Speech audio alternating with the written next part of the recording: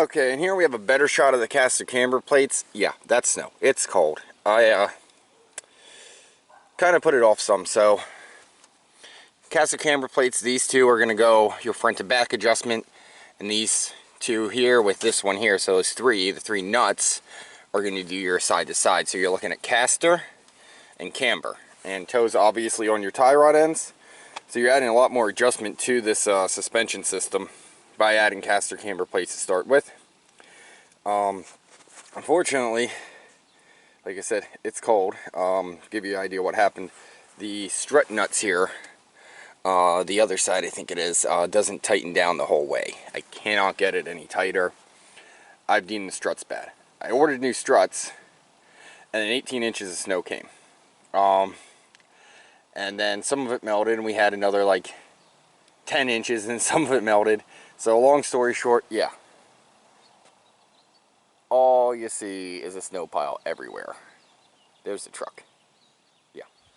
So, that being said, I'm doing this wrap up in the middle of winter when it's freezing cold. Just to give you guys an idea, because I'm not going to actually get to this till summer. But I'm going to do the alignment with those adjustments. I'm going to probably put a small video on of the alignment, but I got it pretty close right now. You can see tires pretty well vertical, a little bit leaning in on the top, but you know, it's close enough for now. Also had to put those Fender Flares on it, surprise surprise, because I knew these wheels were gonna rub. I knew they were, and I didn't feel like rolling these fenders out because they were crappy, so I put Fender Flares on them. Now all the rest on the fender's gone, which is a great thing. The last thing I wanted to cover was the proportioning valve. So going to rear discs, the factory proportioning valve setup, well, factory bias in the master cylinder. Sorry, there is no factory proportioning valve. The bias in the master cylinder doesn't work. So that silver thing there, that's the proportioning valve. There's actually a union between those two factory lines there. So it's really easy to put in. This one needed fittings, and as you can see, they didn't quite have the fittings I needed, so I had to use two 90s and then a straight one to make the conversion work, unfortunately.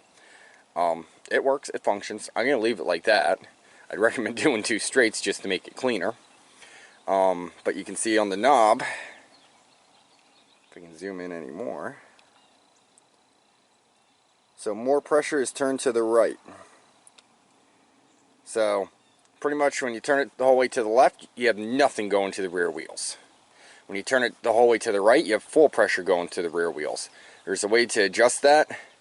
The way to do that is to find yourself a nice open area like an empty parking lot and go up to about 30 miles per hour and hit your brakes. Hit them hard.